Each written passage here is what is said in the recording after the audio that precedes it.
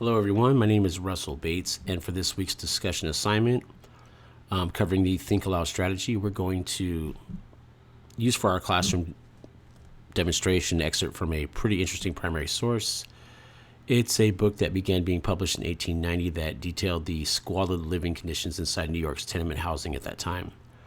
The book was leading cause in the many reforms to working class housing in New York that would take place in the coming decades. The book is titled How the Other Half Lives by Jacob Riis.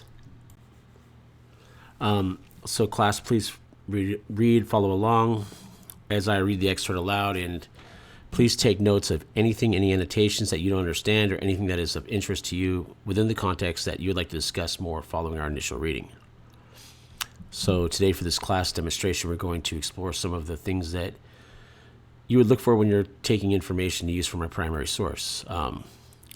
And we're going to do so using the Think Aloud method.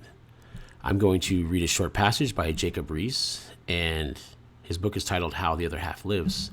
As I read this passage, I'm going to occasionally pause to explain what I'm thinking, break down a key word, and show you how to make it personal and how to make connections to this stuff through our three different methods. So here we begin our reading implementation, and we're going to implement multi-sensory and phonics support into this aspect of the class. So let's go ahead and begin the reading. The tenements today are New York's most distinctively characteristic contribution to the housing of the working poor. Let's just go ahead and break down tenement real fast. Some of us may recognize it, but let's go ahead and unpack it real fast because it's a bit of a longer word. It's not so commonly used. Tenement is simply a building that holds many families. It's usually a crowded, usually an unsafe apartment. It's an undesirable place for people to live, generally speaking.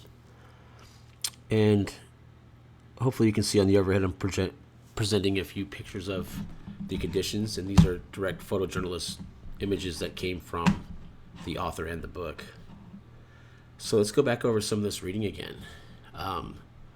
We talked about tenement, but the law of 1879 was the beginning of the tenement house as we know it.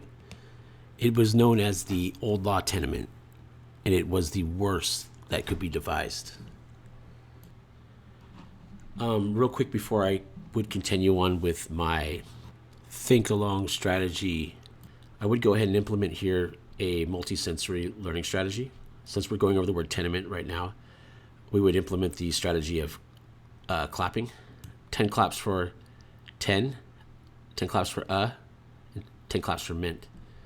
And hopefully this would be a good exercise that might benefit our students with dyslexia. After we do this exercise, we will go ahead and return back to what we were doing just before with trying to unpack this new set of words. So let's reread the sentence. The old law tenement was the worst that could be devised. So to me, that means that these apartments were, it's the old law tenement. So we know that they were undesirable places, usually crowded, probably unsafe, terribly designed, unhealthy for people to live at.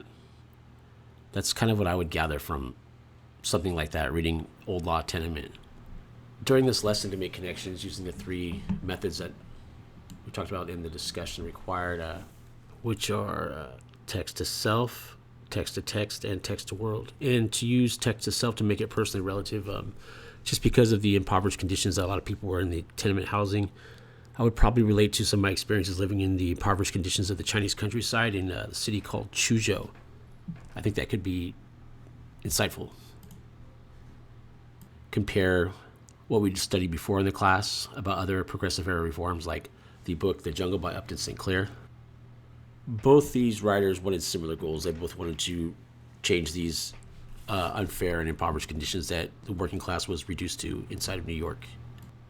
In regards to the section text to world, we would make it relative to the situations today and current events. Like even today, cities around the world are facing a housing crisis, slums, overcrowding, and unsafe apartments. The author's concerns are still relevant when we talk about affordable housing. By implementing a Think Aloud strategy and doing this while using a digital projection device such as a smartboard, I or a teacher can highlight the important words of the lesson. They can annotate directly on the screen. They can show images alongside the text. We can all go through the content together, looking at it at the same time. This type of method, the Think Aloud, supports comprehension by engaging the students to use multiple senses. Using this method, students can see the text, they can hear it, they can read it, and they connect with it with other visuals. And this is extremely effective, generally effective for students who are struggling with reading or any kind of visual impairment challenges, like students with dyslexia. These supports are especially important.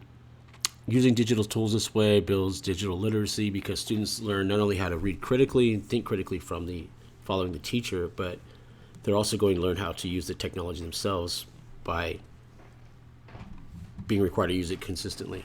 And this should thoroughly deepen their understanding of history, technology, and of how to think and read comprehensively and critically.